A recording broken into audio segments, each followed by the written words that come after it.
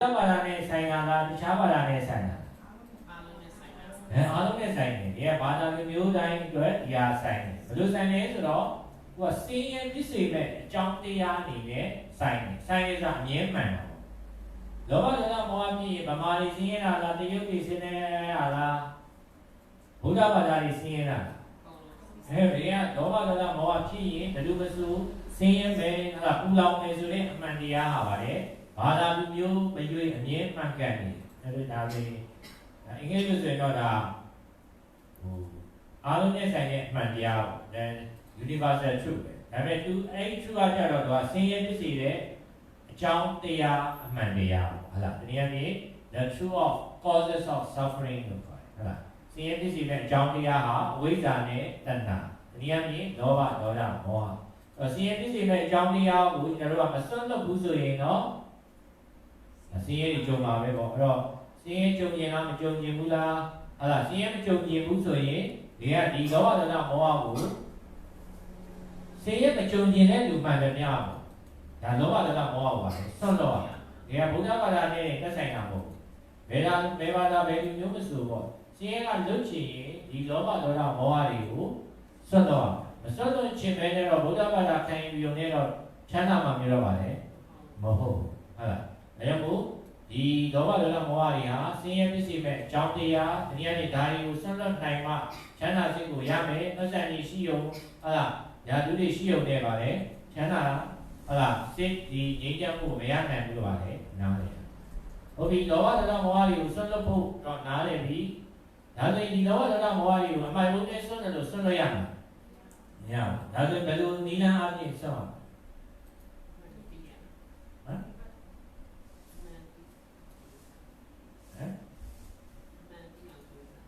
ဒီနေ့ကနေအမှန်တိတာတော့ပညာပေါ့ဟုတ်လားအမှန်တိတာပညာဒီနေ့ကနေပညာပါတယ်နောက်တတိပါမယ်နောက်ဒီနေ့ကနေဟုတ်လားဒါနသီလဘာဝနာအလုပ်တွေကိုပါလေအလုပ်တွေနဲ့ပြောမယ်ဆိုရင်တော့ဒါနသီလဘာဝနာအလုပ်တွေကိုလုပ်ရမယ်စိတ်တွေနဲ့ပြောရင်တော့တို့ဟာသူ့ရဲ့ကြောင်းပြန်စိတ်တွေကိုတို့ကပွားများတယ်ဒီနေ့ကနေလောဘကိုနိုင်ဖို့အတွက်ဆိုရင်အာလောဘစိတ်တွေဖြစ်အောင်ပါလေတို့လုပ်ရဟုတ်လားဟိုကသူ့ရဲ့ဆိုတာတခြားလားအာလောဘစိတ်ဖြစ်ဖို့ပဲလားဟုတ်လားဘယ်ဘက်ကတဆူကျင်းပြီးတော့ညာဘက်ကတလဲဝင်ဖို့သူမှလားအာလောဘစိတ်ဖြစ်ဖို့သူမှလားတလဲဝင်ခြင်းပေါ့ဝင်ခြင်းအဲ့ဒါလောဘဖြစ်နေမှာပေါ့အဲ့တော့မမကျွန်တော်ကသူ့ရဲ့အာလောဘစိတ်ဖြစ်တဲ့အခါမှာအဲ့အာလောဘစိတ်ကတော့ကောင်းကျိုးပေးမှာဒါပေမဲ့ကိုကတခုကိုမျော်လင့်တောင်းတပြီးတော့ဆိုရင်အဲ့မျော်လင့်မှုလိုချင်မှုကလောဘပြန်ဖြစ်ပြီးတော့အဲ့လူထဲမှာဖြစ်တဲ့အာလောဘစိတ်ကိုကအာမကြည့်အောင်ပေါ့သူကသွားပြီးတော့နှောက်ယှက်တယ်အရင်မျောလင်းချက်နဲ့တူတယ်ဟုတ်လားလူချင်းမှုနဲ့တူရင်သူကပြောရင်တော့အကျိုးပေးမထက်တယ်ဟုတ်လားအဲ့တော့ပြောရင်တော့လူချင်းမှုမပါဘဲနဲ့ပေါ့လူရင်ပို့ပြီးတော့အာလောဘစိတ်ကစားကြည့်တယ်ပြောရင်တော့အဲ့ဒီလူပါပါလေအကျိုးကြီးမားတယ်ဒါကြောင့်မို့ညောင်သေးတော့လူပြီးတော့ညောင်ပင်တို့ရောက်ရတယ်အဲ့ဒါညောင်ပင်ကြီးတော့လူပြင်မဲ့ညောင်သေးတော့ရတယ်ဆိုအဲ့ဒီတဘောပဲလူထဲမှာဖြစ်ပေါ်တဲ့အာလောဘစိတ်ရဲ့ intensity ပေါ့ပြင်းအားအရှိန်ဟိုပေါ်မှာမူတည်ပြီးတော့ပေါင်းကျိုးပေးတာဒီကလူတဲ့ပမာဏကအကျိုးပေးတာမျိုးမဟုတ်ဟုတ်လားလူစဲမှာဖြစ်ပေါ်လာတဲ့အာလောဘစိတ်ရဲ့အရှိန်အဟုန်ပေါ့ဟုတ်လားဒါရဲ့စွမ်းအားကပါလေအကျိုးပေးတာလူရာကြီးသူပေးမဲ့ပေါ့ဝေပမာဏကြီးသူပေးမဲ့အကျိုးပေးခြင်းသူမဲ့တယ်လားအတူအဲ့ဒါဘယ်ပေါ်မှာပါသွားလဲစိတ်ပေါ့ဟုတ်လားလူစဲမှာဖြစ်ပေါ်လာတဲ့အာလောဘစိတ်ပေါ်မှာမူတည်တာဒီလိုနိုင်ငံသားတွေတူတယ်သူတို့ကဟိုပြောရင်တော့ပြန်ပြီးတော့အကျိုးမျှော်လင့်ပြီးတော့တူတာမျိုးမဟုတ်ဘူး။ဘာမှတဘောမှာပါရဖို့အဲ့လိုတူတာမဟုတ်ဘူး။အခုပြစ္ဆုတ်ကပါလေသူတစ်ပါးဆင်းရဲပါလေ။ဟာလားဖြည့်ရှင်းပေးခြင်းလို့သူတစ်ပါးဒုက္ခကိုဖြည့်ရှင်းပေးခြင်းလို့ဆိုတော့သူကဟိုကိုကျိုးဟိုလားကိုကုလို့ရဖို့ပဲပြပေါ့လေစားပါတော့ကိုလိုချင်မှုနဲ့တူတာနဲ့ဆိုင်သူတို့ကအာလောဘစိတ်ပူပြောတယ်။အားကြီး။ဟာ။ဘာမှမမျှော်လင့်ပဲနဲ့ဟာလားဟိုပြောရင်တော့ဒီလောဘဒေါသမောဟကိုဆွတ်လွတ်ဖို့အတွက်သူရင်တော့လည်းဒါပို့ပြီးတော့ပါလေအာကြီးဟုတ်လားပြောနေတာကတော့သူရဲ့ကမှာအာလောဘစိတ်ဖြစ်ဖို့ပဲဥတည်ပြီးတော့တူပေါ့အဲ့ဒါဘာအကျိုးညာသူမျောလင်းရင်တော့သူကအဲ့မျောလင်းချက်ကလောဘပြန်ဖြစ်တတ်ပြီးတော့ကိုယ့်ရဲ့အာလောဘဆွမ်းအားကိုပါလေနည်းတယ်ဟုတ်လားအဲ့လောဘဒေါသကိုနည်းဖို့ဆိုရင်တို့ကဒါနသီလဘာဝနာလုပ်တွေကိုလုပ်တယ်ဒါပေမဲ့အဲ့ဒီလုပ်တွေရဲ့တကယ်ဥတည်ချက်ကတခြားလားအာလောဘအာဒေါသစိတ်တွေဖြစ်ဖို့လားအာလောဘအာဒေါသစိတ်ဖြစ်ဖို့ဟုတ်လား thôi về đó là thế là ví rồi hay là đó là tí can hay là điều đó là gọi là quân lực hay là đá đấy tí can này quân lực để cũng được nhiều là ở trong chúng ta cũng ra là một hay là tí can này quân lực để rồi nếu các bạn lúc sinh ra ra bên phía học ra bên phía nên là bên phía đó ra được thêm mà đấy vậy là tí can này quân lực để rồi họ cũng được ra là mình lưu ý là lực cũng được ra đó là gì thì bảo là tí can này thì quân lực này thì đá để đi lại để rồi là bạn đấy đó là gì là cũng cái đó này cũng nhẹ nhàng đó là cũng sự cái mà nhiều này cũng sự cái mà về bạn đấy cũng làm này cái nào mà sẽ nhẹ nhàng rồi đấy là cái đó anh đó là mua sẽ đi phim mà là tự nhiên đi là tiếp xúc mà này nhẹ nhàng đấy chán nản đấy nào cái mà đấy bạn đấy chán nản đấy nên cũng sẽ đào cái bạn đấy rồi anh mua ra rồi đấy nào đấy một là loba này loba nào đấy bây giờ đấy nào đấy là bạn đấy là Doda ne doda nale na. Da sei chi ni juga na. Hala. Lalu ko moha.ဟုတ်နော်မောဟနဲ့မောဟကျွန်တော်တို့ကမနေ့တော့နိုင်လို့ဟလာတရားထိုင်နေတော့အဲ့မှာနည်းနည်းပြောတဲ့နေမှာပါသွားတယ်ဟလာအဲ့ဒီမှာဘာကြီးပြောရတယ်မှတ်မိလားမနေ့တော့ဘာကြီးပြောရတယ်တရားထိုင်နေဝင်လေတက်တွေကိုတတိကဖို့ပြောတယ်တော့ဘာကြီးပြောရတယ်မှတ်မိတော့ကျွန်တော်ဒါနနဲ့သီလတော့ကျွန်တော်ကလောဘကနေလောဘဒေါသကနေပါလေဒေါသပြောင်းဖို့ဒီကကုညီတယ်ပေါ့ညီလားဒါပေမဲ့မောဟကိုပြောင်းဖို့မောဟဖြစ်ဖို့ကြတော့ကျွန်တော်ကဒါနသီလတော့နဲ့မရမောဟဆိုတာအတိမားနေတာဟုတ်လားအဝိဇ္ဇာအတိမားအဝိဇ္ဇာကိုပြောင်းဖို့ဆိုရင်တော့ကျွန်တော်ကဒါနသီလလုံးရုံနဲ့ရမှာမရဘူးဟုတ်လားဒါကြောင့်ကျွန်တော်လူနေုံနဲ့ပါလေဆိုတော့တို့ရဒါနတိလအလုပ်တွေကဒီမြတ်စွာဘုရားမှာပွင့်ရောရှိလားရှိတယ်ဟုတ်လားဒီမြတ်စွာဘုရားပွင့်တော့မှဒီ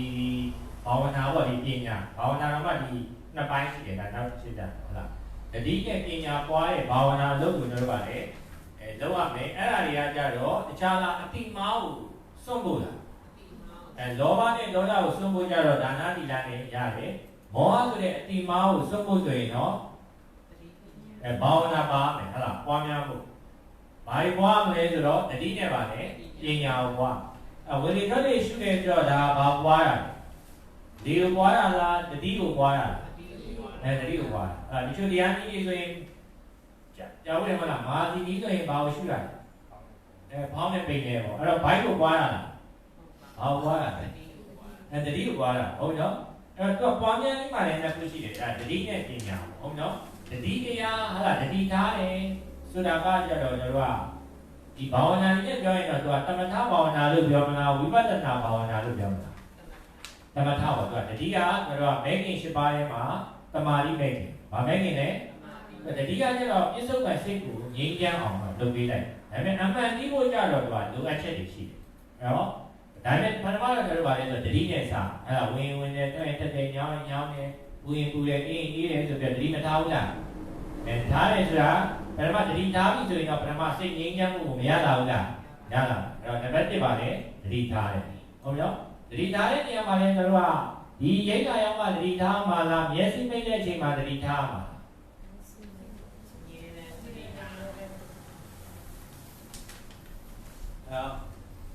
မရေးတာဟဲ့လားပိဿသမုပ္ပါမှာဆိုရင်တော့ဖတ်တာလို့ခေါ်တယ်ဘာလို့ခေါ်လဲဖတ်တာဆိုတာထိတွေ့ရဟုတ်လားဒီကတော့ထိတွေ့တဲ့အချိန်ပေါ့ထိတွေ့တဲ့အခိုက်6မျိုးရှိတယ်ဟုတ်လားဒီလိုဘွားမှာထိတွေ့တဲ့အခိုက်ဘယ်နှမျိုးရှိလဲ6မျိုးရှိတယ်အဲဒီ6မျိုးထိခိုက်တဲ့အချိန်တိုင်းမှာလေရတော့တတိထားနိုင်အောင်လုပ်ရမယ်ယူစားဒါပေမဲ့ကျွန်တော်အဲဒီ6မျိုးဖြစ်တဲ့အခါမှာတတိမထားနိုင်ရဘူးပေါ့လေအစာပိုင်းမှာမထားနိုင်ကြတဲ့အခါမှာကျွန်တော်အချိန်တစ်ခုတတ်မှတ်ပြီးတော့ဘယ်ချိန်ကနေဘယ်ချိန်မျက်စိမိတ်ဟုတ်လားတမန်ခွေးဟုတ်လားစသည်ပေါ့ဝိဓာတ်တွေကိုရှုဆိုတာအဲ့ဒါဖတ်တာအများကြီးများမှာတစ်ခုပါလေရွေးချယ်တယ်ရွေးချယ်တယ်ဆိုတော့6မျိုးဆိုရင်ဟောပေါ့လေအစပိုင်းမှာခက်ခဲတတ်တယ်ဒါကြောင့်ကျွန်တော်ကဝိဓာတ်တွေပါလေရွေးလိုက်တယ်ဝိဓာတ်တွေဆိုတာလေထိတွေ့တာဗာနဲ့ထိတာလေဆိုတော့နှာခေါင်းနာရီကွာနဲ့ဗာနဲ့ထိမှာဒီနဲ့ထိဟုတ်လားအဲ့ထိတဲ့ပုံမှာတို့တတိမထားဘူးလား နားလေဒီကတော့ထိတွေ့ပုံပဲမျိုးရှိတယ်ဆိုတော့6မျိုးရှိတယ်လို့ပြောရမယ်နားလေထိတွေ့ပုံပဲမျိုးရှိတယ်6မျိုးဘာတွေလဲမျက်စိနဲ့ဗာနဲ့ထိတွေ့တယ်ဆိုတော့အစင်းနဲ့ထိတွေ့ဟုတ်လားမျက်စိနဲ့အစင်းနဲ့ထိတွေ့ရင်ဘာဖြစ်ပဲလဲမြင်တယ်ပေါ့ဘာလို့လဲဟာမြင်သိစိတ်ဖြစ်ဟုတ်နော်နားနဲ့တန်နဲ့ထိတွေ့ရင်ဘာဖြစ်မလဲကြားသိစိတ်ဖြစ်ဟုတ်လားဒါတော့သိပါတယ်ဟုတ်လားနှာခေါင်းနဲ့အနံ့နဲ့တိုက်ရင်ဘာသိဖြစ်မလဲနာသိစိတ်မဖြစ်ဘူးလားဖြစ်ပဲဟုတ်ပြီနော်ရှာနဲ့ဘာနဲ့ထိတွေ့မလဲရတာနဲ့ထိတွေ့ဟုတ်လားခန္ဓာကိုယ်နဲ့ဘာနဲ့ထိတွေ့မလဲတွေးကြည့်เสียဟုတ်လားနာဒီကောမှာဒေတာထိတယ်ဆိုတာကိုယ်ခန္ဓာနဲ့ဘာနဲ့လဲထိတွေ့เสียတယ်ခုအဲကွန်အေးတယ်ဆိုရင်ကဘာနဲ့ဘာနဲ့ထိတာခန္ဓာကိုယ်နဲ့အေးနဲ့ထိတာဟုတ်လားအေးလေးဆိုတာကလည်းထိတွေ့ကြကိုတတတိထားတာဟိုသမင်းသားတွေကဝင်းလေးကကောင်းလိုက်တာဒီင်းလေးကကောင်းလိုက်လို့ဆိုတာဘာထိတာရှာနဲ့ရတာနဲ့ထိတာဟုတ်ပြီနော်ဟုတ်လားအတန်နဲ့နှာခေါင်းနဲ့တိုက်ရင်ရောဘာဖြစ်လဲဘာမှပြုတ်လေသူဆိုင်ရာဘာလို့ရမလဲဆိုတော့တိုက်ရဆိုင်ရာဆိုတာသူကအာယုံ6ပါးရှိတယ်ဓဝါရပါလေ6ပါးရှိတယ်အာယုံ6ပါးကြည့်ရတယ်နော်အာယုံ6ပါးပါလေမပေါ်ရရတယ်အစင်းအတန်အနံ့ရတာအတွေးကြီးကြံတွေးကြဆိုပြီးတော့ပါလေအာယုံ6ပါးရှိအာယုံဆိုတာသူကအာယုံဆိုတာဘာကြောက်လဲအာယုံဆိုတာဘာမှဒီကနေ့ပါဠိစကားလုံးနေတယ်မြန်မာလိုပြောရင်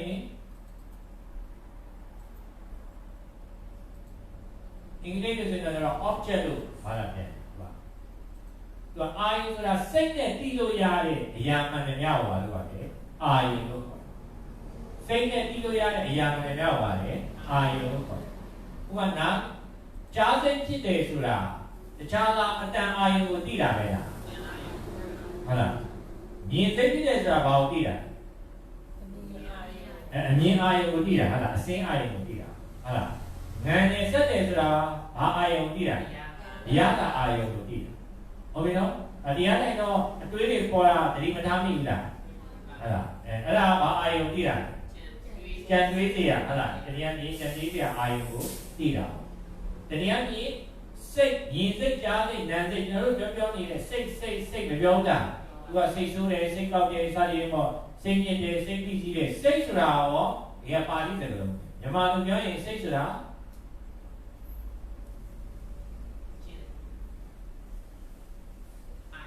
စိတ်ဆိုတာ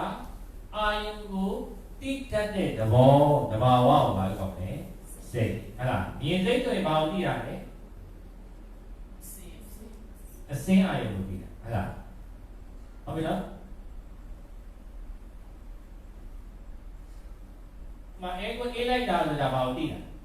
အတွေးကြည့်လို့သိတာဟုတ်နော်အဲ့တော့ပြောချင်တာကတော့အဲ့ဒီအာယုံနဲ့ဓာရတိုက်တိုင်းမှာတခြားသောအမှလာတတိထားမှာတတိထားဟုတ်နော်တတိရောထားတယ်မလားမထားတယ်ပြောထားတယ်လားဥစ္စာတော့နိုင်ရွယ်ထိုင်တော့ဘာစေမပြေတာပါရှိတယ်ဟမ်ရှင်းတော့ကြည့်ရမ်းနေတာပြဿနာဟုတ်ကဲ့ဒါနောက်ပိုင်းကြည့်ရရင်တော့ပြည့်နေတယ်လားရတော့ပြည့်တယ်လို့ဟာပေါ့ပြဿနာဆိုတာကသူကတကယ်ပြည့်ပြမှာရှိတာမဟုတ်ကိုယ်စိတ်ရဲ့အဓိကထားမှုတွေကိုယ်စိတ်ရဲ့လိုချင်မှုတွေကသူကပြဿနာကိုဖန်တီးလိုက်ဥပမာဆိုရင်ကျွန်တော်တို့ကဒီတရားထိုင်ရင်သူကတက်တာလေးနဲ့ဟုတ်လားဟိုငြိမ်းချမ်းနေတဲ့အခြေအနေမျိုးကိုကျွန်တော်ကလိုချင်တယ်ပေါ့လေဟုတ်လားပြောရင်တော့ညောင်းတာကြိုက်တာတွေမဖြစ်ချင်ဘူးအဲညောင်းတာကြိုက်တာတွေမဖြစ်ချင်ဘူးဆိုရင်အဲညောင်းတာကြိုက်တာတွေဖြစ်လာရင်တော့ဘာပါလဲပြဿနာလို့ယူဆတယ်ပြဿနာဆိုတာကတကယ်ရှိတရားမဟုတ်ကိုယ်စိတ်ရဲ့အဓိကတာမှုတွေလိုချင်မှုတွေကနေပြီးတော့ပြဿနာကိုဖန်တီးလိုက်ကိုတိတ်ဆိတ်မှုကိုအဲ့ဒါညီညီတက်တက်နေရမှုကိုအဓိကထားရင်သူကဘာဖြစ်လဲဆိုတော့စူညံလာရင်လာပါလေပြဿနာလို့ပြောယူဆတယ်အေးချမ်းချမ်းနေနေတာလာပြီးတော့အာယုဟုတ်လားလာပြီးတယ်ဆိုပြောပါလေ mà anh ta bỏ là có biết là nào cô tích tích đi vô đi cả tháng này là tích tích cô đối diện này là có vẻ suy nhầm của bạn ấy biết là nào là yếu sai hay là thôi vậy nó lúc cô mà biết là các tâm ta đặt đi chuyện nào không hay là các tâm ta đặt đi ra bên này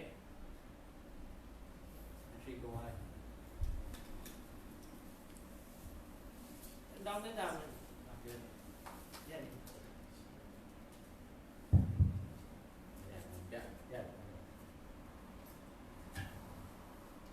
đặt tâm tất cả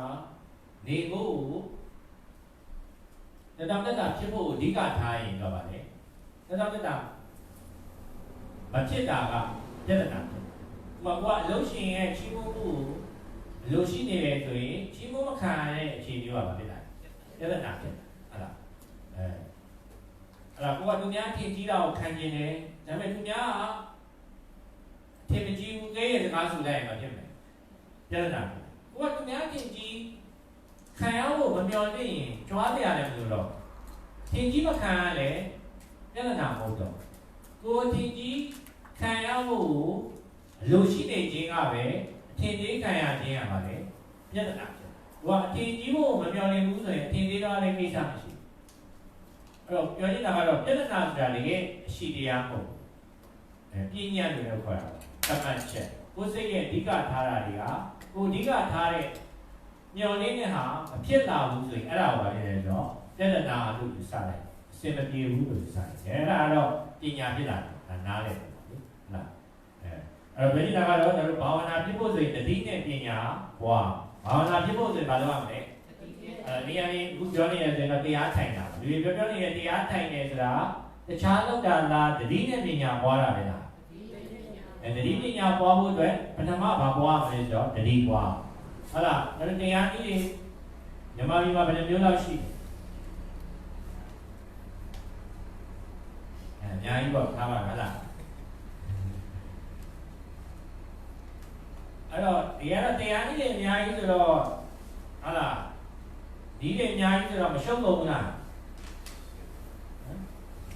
မမှန်တော့တို့ကဒီအရှုခံတွေပါဟိုဒီကတော့ဝင်လေတော့ဒီအရှုကြီးတွေဆိုငယ်လေးဟုတ်လားဒီရှုကြီးတွေဆိုရင်ဟုတ်လားရင်ကြိုက်ဒီရှုကြီးတွေဆိုရင်ဒါကတော့ဝေဒနာဒီရှုကြီးတွေဆိုရင်ပိန်ဖောက်ဟုတ်လားစသည်ဖြင့်ပေါ့ရှုကြီးတွေဆိုရင်စိတ်အဲ့တော့ဒီကတော့ဘယ်လိုပဲရှိရှိတခြားလုပ်နေတာလားတတိပညာပွားဖို့လုပ်နေတာလားတတိပညာပွားဖို့လုပ်တို့ကတကယ်ဥတီချက်ကိုနားမလည်ပဲနဲ့ဟုတ်လားသူကအရှုခံတွေကိုသွားပြီးတော့ဟုတ်လားအဓိကထားရင်သူကရှုပ်တော့နားမလည်တော့အဲ့တော့ပတ်စံကြရဲဆိုတာလို့ဒီကပတ်စံကတော့စင်ကူဒေါ်လာပြည့်ပြင်မယ်ဟုတ်လားအမေရိကန်ဒေါ်လာပြည့်ပြင်မယ်မြန်မာကျပ်ငွေပြည့်မယ်ဒီကပတ်စံမျိုးစားအဓိကမဟုတ်ဒီပတ်စံကိုပါလေဆိုတော့မိမိအကျိုးသူတစ်ပါးအကျိုးအတွက်ပါလေမှန်မှန်ကန်ကန်အသုံးချတတ်ဖို့ပါတကယ်ပြီးကြပတ်စံတွေအများကြီးရပြီပဲအဲ့ဒါမနေ့ကရှင်းပြလို့ပေါ့အဲ့ဒါမှန်မှန်ကန်အသုံးချနိုင်ဘူးတော့လည်းအသုံးချနိုင်ရဘူးဆိုရင်ပတ်စံတွေရှိခဲ့တာပါလေဒိဗယ်မရှိဘူးတရားပြီးကိုယ့်ရဲ့စင်းရဲတွေသူတစ်ပါးရဲ့စင်းရဲတွေကိုစင်းရဲချင်းစင်းရဲချင်းတွေရောနေဖို့ဟလားဒီပတ်စံတွေပါလေအတုံးချနိုင်အတုံးချနိုင်မှုဟလားပတ်စံတွေရှိရတဲ့စိတ်တွေစင်းရဲတွေကိုယ်တွေစင်းရဲနေတယ်ဆိုရင်ပတ်စံတွေရှာထားတာဒိဋ္ဌိရှိပါမလားမရှိဘူးပေါ့ဟလားတရားပြီးပတ်စံမဟုတ်ဘူးပေါ့ဟလားဒီတရားလေးလာပဲပြီးကိုယ်အချိန်တခုဟလားပေးလိုက်တာပဲပညာရဲ့မှုပဲဖြစ်ပေါ့အဲ့ဒီပညာရဲ့ဟာကိုယ့်ရဲ့စင်းရဲတွေတောကတွေဟလားကိုချင်းရေးစိတ်စင်းရဲခြင်းတွေကိုရောနိုင်တယ်ဟလားကြိုးပြုနိုင်တယ်ဆိုမှဒါပါလေတော့ထိုက်တယ်ပေါ့ဒီမှာကိုကဂီတာကြီးနေနေပဲဆိုပါဘူးဟလားဒါဟလားကိုယ့်ရဲ့စိတ်ချမ်းသာမှုကိုချမ်းသာခြင်းစိတ်စင်းရဲခြင်းကိုဘယ်လောက်အကျိုးပြုတယ်ပေါ့ဟလားဒါလည်းပြီးတော့တခြားလောကီပညာရေးတွေကခဏတော့ယာယီတော့ပါလေစိတ်ချမ်းသာမှုဟလားစိတ်ကျေနပ်မှုတော့ပြီးတယ်ဒါပေမဲ့တကယ်ရည်ရှိကြတော့ပါလေမရနိုင်ဘူးဟလားအဲ့တော့ပြောနေတာကတော့ကိုယ့်ရဲ့စင်းရဲကိုဟလားကိုစင်းရဲခြင်းစိတ်စင်းရဲခြင်းပဲဖြစ်ဒါတွေကိုရှော့နိုင်တဲ့ဒါဟုတ်တယ်အပြီးတိုင်းဆော့လွတ်နိုင်အောင်ကျေးဇူးပြုတဲ့ဟလားတရားမျိုးဟလားပညာရမျိုးတာတွေတကယ်ရပါလေလောကတန်တယ်ဟလားအချိန်ပေးရတူနတ်တယ်လို့ပြောမယ်နားလေအဲ့တော့ဒီထားဖို့အတွက်ကြတော့တို့ဘာလို့ကနားလေရမယ်ဆိုတော့အာယု6ပါးကိုသိရမယ်ပြီးရင်ဒွါရ6ပါးကိုသိရမယ်ပြီးရင်အဲ့ဒီအာယုနဲ့တော့တိုက်လို့ဖြစ်ပေါ်လာတဲ့စိတ်ကြောင်းတွေပါတော့မယ်သိရမယ်ဘာလို့လဲဆိုတော့အဲ့ ấy trong nhớ trong sổ tay tay mà nó lo vào mà đấy đi tháo mà giờ đi trong nhớ cho mà đi về đó mà nghèo đi trong nhớ ai mà trong nhớ đòi ăn trong nhớ là đây nó sẽเป็นมิวที่มันtrong nhớ giờซื้อบอกมันจะตัวที่ต่อ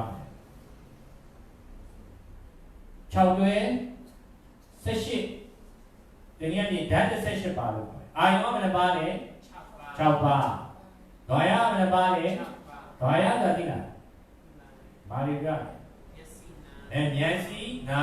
နှာခေါင်းလျှာဦးစိတ်ဟလားดอยาဆိုအပေါက်ဆိုတင်စားပြီးပြောတာဂရင်းပေါက်ဒီမှာကျတော့အချီလို့ရေးတာတယ်သူကအချီဆိုတာကသူကဂရင်းပေါက်လို့ဟလားမှန်လို့အချီဆိုတာမှန်ကိုပြောတာပဲဟလားမှန်အချီပေါ့သူတို့ကဒီတိုင်းနေတော့ဒီတိုင်းပဲပေါ့ဒါပေမဲ့ရှေ့ကဟလားအရေးတခုလာဖြစ်သွားပြီဆိုရင်မှန်ရင်တော့ကအရေးမပေါ်ဘူးလားဟောဂရင်းပေါက်ဆိုရင်ရှေ့ကဖြစ်သွားရင်မမြင်အောင်လားဂရင်းမပေါက်တာဘူးဆိုရင်ရှေ့ကဘယ်လိုပြတ်သွားရပါလဲသိလားမသိဘူးပြောနေတာကတော့သူကဒီအာယုန်နဲ့တော့တိုက်တဲ့အခါမှာသူကဘာလဲဆိုတော့တိုက်ပြီးတဲ့နောက်မှာဒီတိုင်းတွေမှာနောက်ကစိတ်တွေကိုထုတ်လုပ်မှာစိတ်တွေကိုပါလေထုတ်လုပ်ဟုတ်လားတနည်းအားဖြင့်ပေါ့ဒီပရိစ္ဆေဘုရားနောက်ချိန်ကြရင်ရှင်းပြမယ်ရှင်းပြရင်တော့ပါလေဆိုတော့ဒီစိတ်တွေဟာသူကအလိုလိုပေါ်လာလဲမဟုတ်သူကဖြစ်ဆိုလို့ဖြစ်ခိုင်းတာလေမဟုတ်ဘူးအဲ့ဒီအာယုန်နဲ့တော့တိုက်တဲ့အခါမှာပါလေဆိုတော့ပြောတဲ့မြင်စိတ်ကြားစိတ်နာမ်စိတ်တွေဖြစ်လာတယ်အဲ့ဒါဒီပေါ်မှာတတိထားတဲ့ထားမထားတဲ့ဘူးဆိုရင်အဲ့ဒီမြင်စိတ်ပေါ်မှာကြားတဲ့ပေါ်မှာလောဘတွေဖြစ်တယ်ဒေါသတွေဖြစ်တယ်အဲ့ဒီအမှတစ်စင်ဟလာပူလောင်နေဆင်းရဲနေစိတ်တက်ကြတယ်ဆိုတော့ဖြစ်လာတယ်ဆိုတော့ဒီဖြစ်စဉ်တွေကြောင်းတွေကိုတို့ကနားလည်မှပါလေဆိုတော့ဒီတတိလို့ဟလာပညာလို့ဆိုတာဖြစ်မယ်ဒါကြောင့်တတိထားတဲ့ဘူးဆိုရင်ဒီအာယုံ6ပါးဟလာတကား6ပေါက်ဟလာဉာဏ်ဉာဏ်ဖန်6ချက်လို့လည်းခေါ်တယ်ဟုတ်နော်မျက်စိနားနှာခေါင်းလျှာကိုယ်စိတ်တွေဘာလို့ပါလဲမှန်6ချက်မှန်6ချက်ဆိုတာမှန်လူကြီးတက်ဆိုရင်တော့နောက်မှဘာပေါ်လဲဘာမပေါ်ဒါပေမဲ့ရှင်းမှလူလာရင်တော့လူရိပ်ပေါ်မယ်ခွေးလာရင်တော့ဗာလဲခွေးလာပေါ်ခွေးရုပ်ပေါ်မယ်ပေါ့ဒါရင်းပြီးအဲ့ဒီအာယုန်တွေဟာအဲ့တော့ဒီအပေါင်း6ပေါင်းမှန်6ချက်ရဲ့ရှင်းမှာအစင်းအတန်အနံ့အရသာတွေလာတိုက်ဘူးလားလာတိုက်ရင်ဒီတိုင်းမှာနောက်ကစိတ်တွေကိုထိုးလို့ပါစိတ်တွေကိုထိုးလို့မယ်အဲ့စိတ်ကြောင်းတွေကိုကျွန်တော်တို့နားလည်မှာဒီစိတ်ဆင်းရဲခြင်းတွေကနေလွန်မြောက်နိုင်မယ်ဒါကြောင့်ကျွန်တော်တို့စိတ်တွေရဲ့အကြောင်းကိုပါလေနားလည်ဖို့အတွက်ဆိုရင်အဲ့ဒီဖတ်တာအကြောင်းကိုကျွန်တော်တို့သိရတယ်ဟုတ်လားအဲ့တော့ဒီအကြောင်းလေးကိုနားလည်မှကျွန်တော် place ပုဗ္ဗကိုလှည့်လို့ရတယ်ဒါမှမဟုတ်ဆိုရင်ဒီတိုင်းနဲ့နားမလည်တာဘူးပေါ့လေဟုတ်လားဒါကြောင့်ကျွန်တော်ကအရင်ဒီအကြောင်းချက်လေးတွေကိုရှင်းပြတာအခု place ပုဗ္ဗတွေကကျွန်တော်ရှင်းပြတာအကြောင်းနဲ့ချက်ပါပြီးပါပြီလေအခုဖတ်တာအကြောင်းပါလာပြီဟုတ်ပြီနော်ဖတ်တာဆိုတာအာယု6ပါးနဲ့ဒေါရ6ပါးတိုက်ဆိုင်တာကိုဘာလို့ခေါ်လဲဖတ်တာလို့ခေါ်တယ်ဟုတ်ပြီနော်အဝိဇ္ဇာကြောင့်ပြောပြီးပြီလားပြောပြီးပြီဝိဇ္ဇာဆိုတာအမှန်ကိုမသိတာဟုတ်လားအမှန်ဆိုပါလေဆိုတော့ထပ်ပြောပြမယ်ပြီးတော့မှာအမှန်တရားကိုမသိတာပါလေအဝိဇ္ဇာတဏှာဆိုတာကပါလေတဏှာကတော့တဏှာနဲ့ဥပါဒံဘောတရားချင်းတူပဲကွာတဏှာကညှိတယ်တဏှာကပါလေတော်တော်တယ်တဏှာမှာညှိတယ်ဆိုတာလောဘနဲ့ညှိတာလားဒေါသနဲ့ညှိတာဟုတ်နော်လောဘဖြစ်ရင်လည်းညှိတာပဲလေဒေါသထွက်ရင်လည်းဒါပါညှိတာပဲညှိညာအဲ့ဒါလောဘကတော့ချစ်တဲ့သဘောကြိုက်တဲ့သဘောဒေါသကတော့မနှိမ့်ပြတဲ့သဘောမကြိုက်တဲ့သဘောမကျေနပ်တဲ့သဘောအဲ့ဒါပါလေလောဘနဲ့ဒေါသကတဏှာအဝိဇ္ဇာကမောဟအမှန်မသိတာအဲ့အဝိဇ္ဇာအမှန်မသိပဲနဲ့ဟုတ်လားတဏှာလောဘတွေဒေါသတွေဖြစ်ပြီးဆိုဒီတိုင်းဒီမှာလာဆွဲလန်းမှုတွေဖြစ်လာတာလောဘဒေါသအာကြီးလာရင်ဆွဲလန်းမှုဖြစ်လာလောဘအာကြီးလာရင်အချစ်ဆွဲပေါ့ဟုတ်လားအချစ်ဆွဲဖြစ်လာတယ်ဒေါသအာကြီးရင်တော့ဘာဖြစ်လာအမုန်းဆွဲဖြစ်လာဟုတ်လားအချစ်ဆွဲတိုက်တာလားအမုန်းဆွဲတိုက်တာလားအစမ်းအောင်ကြည့်ဟုတ်ကဲ့အဲ့တော့ဒီဆန္ဒမှုတွေဖြစ်လာရင်တော့ဟုတ်လားကာမဘဝဆိုတာဘာလဲဆိုတော့ကံကြီးပေါ့အလုပ်တွေပေါ့ဟုတ်လားချစ်တော်လေးလားချစ်တဲ့ကြောက်ပေါ့ဟုတ်လားကြိုးစားမှုတွေဟုတ်လားပူပန်မှုတွေဟုတ်လားကိုဒါလည်းဖြစ်ပေါ့မလားဟုတ်လားနားတယ်အဲ့ဒါမုံတီးတော့ရတာပူဆိုးတာပေါ့အဲ့ဒါဒီကျိုးဆိုရင်တတ်တယ်ဖြတ်တယ်ဆိုတာမုံတီးမှုကြောင့်ဖြစ်လာဟုတ်နော်အဲ့တော့ဒီဘက်ကတော့ဒီပိဿတ်ဘုဗ္ဗတွေကဒီအချက်လက်လေးတွေကိုနားလည်ပြီးတော့မှလုပ်ပါတယ်ဒါဘလို့ဒါကိုဘွားရဲ့ဖြစ်စဉ်ကိုကြိတ်တာလူတွေကကိုအကြောင်းကိုသိတဲ့တဲ့မှန်မှန်တကယ်မသိဘူးဟုတ်လားမသိလို့လည်း ဒီလောဘကြီးဒေါသကြီးအဲ့ဒါမကြည်တတ်တာဒီလိုနဲ့ကိုယ်ကိုမကြည်တတ်ဘူးအဲ့ဒါဆူဆိုက်လုပ်တယ်ဆိုတာအဲ့ဒီဘောပဲပေါ့ကိုเจ้าကိုအမှန်မသိဘူးပေါ့အမှန်မသိတော့တချို့ကြတယ်ကိုငါကိုပဲဆိုပြီးအရန်ကိုဆွဲလန်းတွေ့တာတချို့ကြတယ်ကိုဘောကိုမကြည်တတ်ဘဲနဲ့ဟာလားအလိုမကျဘူးမုန်းတီးနေတယ်ဟာလားဒါတော့ကိုဘောကိုဆွဲလန်းပြီးတော့အဲ့ဒါတွေ့တာနေတာကောင်းတာလားမုန်းတီးတာကောင်းတာလားအဲ့ဒါဘူးမကောင်းဘူးအဲ့ဒါအဲ့ဒီဘယ်လိုလုံးမကောင်းပါကိုဘဝကိုအချိန်တွေကိုတတိပညာကုသိုလ်စိတ်တွေပြည့်အောင်သုံးတတ်ဟုတ်လားနေရာမြင်အများကျိုးအဲ့ဒါနေရာမြင်တရားသိဉာဏ်ဖြစ်ဖို့အကျိုးအတွက်ပါလေအသုံးချတတ်အသုံးမချတတ်ပဲနဲ့သွားလို့တော့လောဘဒေါသမောဟတွေနဲ့ပဲအချိန်ကုန်နေမယ်ဟုတ်လားဟိုရွေးရောငွေကြေးတွေရိုးဝတ္ထုပစ္စည်းတွေအတွက်ပဲအချိန်ကုန်နေမယ်ဆိုရင်တော့ဒါပါလေဒါဘဝကိုရွေးတော့တန်အောင်နေခဲ့ရတယ်လို့ပါလေဆိုလို့မရဘူးဟုတ်လားဘုရားတို့ပေါ့အဲ့ဒါပတ်သက်ပြီးတော့ရှားပါတယ်မတုံးရဘူးမဆွဲရဘူးစသဖြင့်ပေါ့ယောဂဖြစ်ပြီးတော့တည်သွားတယ်ဆိုတာပါလေအိဗယ်မရှိဘူးပေါ့ဟုတ်လားဟိုပညာရဲ့သူ့ရဲ့ဆိုတာလို့ဟုတ်လားကိုယ်တင်နေဒါပေမဲ့အဲ့ဒီပညာဟာဟိုကိုယ်တကယ်စိတ်တော်ကတွေဖြစ်လာတဲ့အခါမှာစိတ်ဆင်းရဲတွေဖြစ်လာတဲ့အခါမှာပေါ့လေဟုတ်လားဘာမှမဖြေရှင်းနိုင်ဘူးဆိုရင်အဲ့ဒါဒီကျွတ်နေတာကိုယ်တက်တည်သွားရပဲဆိုပါလို့ဟုတ်လားမတက်တဲ့ရင်ကတင်ထားတဲ့ပညာတွေကအဲ့ဒါတကယ်စစ်စင်းရတာတော့မကယ်ဘူးဆိုရင်ဒါပါလေတင်ခဲ့တဲ့ပညာတွေကပါလေတင်ရကျိုးပါလေမနှက်ဘူးပေါ့ဟုတ်လားအဓိကတော့ကိုအစံပဲပြည်တင်ခဲ့တဲ့ပညာပဲပြည်ဟုတ်လားကိုဟုတ်လားတုံးရဲ့အချိန်တွေဟာကိုယ့်ရဲ့စင်းရဲတွေပါလေရော့အောင်နဲအောင်ပါလေကိုညီနိုင်မှဒါဒိဋ္ဌိရှိတယ်လို့ပါလေနားလေအဲ့တော့တို့အဲ့ဒါတတိထားတာတော့ဘယ်ပေါ်မှာတတိထားအောင်လဲအာယုနဲ့ဓာရတိုက်တဲ့အခါမှာတတိထားတဲ့အခါမှာလည်းသူကနှစ်ပိုင်းရှိတယ်ပေါ့အာယုကိုတတိထားရင်လည်းရတယ်နောက်တစ်ခါအာယုကြောင့်ဖြစ်လာတဲ့စိတ်တွေကိုတတိထားရင်လည်းရတယ်ဟုတ်လားဟုတ်ပြီနော်ဥပမာဝင်လေထွက်လေရှိတယ်ဆိုရင်လေကိုပဲတတိထားနေရင်တော့ဒါပါဖြစ်တယ်အာယုတတိထားတာအဲ့ဒါစိတ်ကိုတတိထားလေဝင်လေထွက်လေဒီမှာတတိထားနေတယ်လေ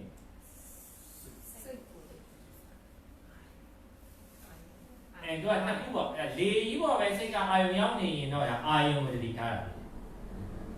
သူအဲ့ဒါအတန်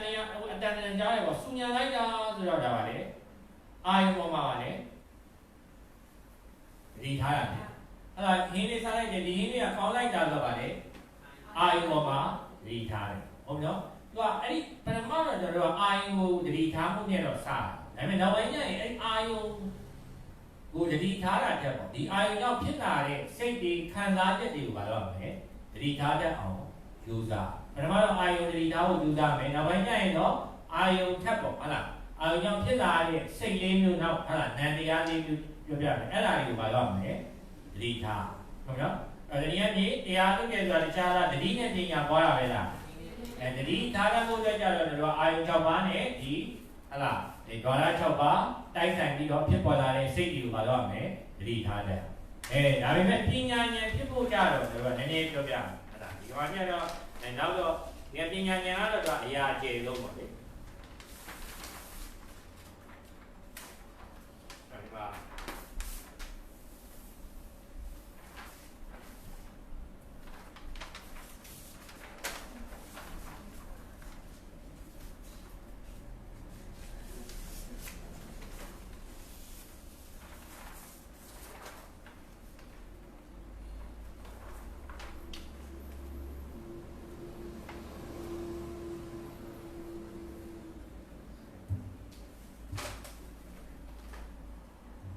ဆိုတော့အဝိဇ္ဇာကပါလဲဆိုတော့တနည်းညာဒီပဲအဝိဇ္ဇာကအမှန်မသိတာဟုတ်လားပညာကြတော့ပါလဲဆိုတော့အမှန်သိတာဟုတ်လားပညာဉာဏ်အမှန်သိတာဟုတ်နော်အဲ့တော့အမှန်သိတယ်ဆိုတဲ့နေရာမှာတို့ကနှစ်ပိုင်းရှိတယ်ပေါ့စာလို့ဆိုရင်တော့ပညာနဲ့ပါလဲ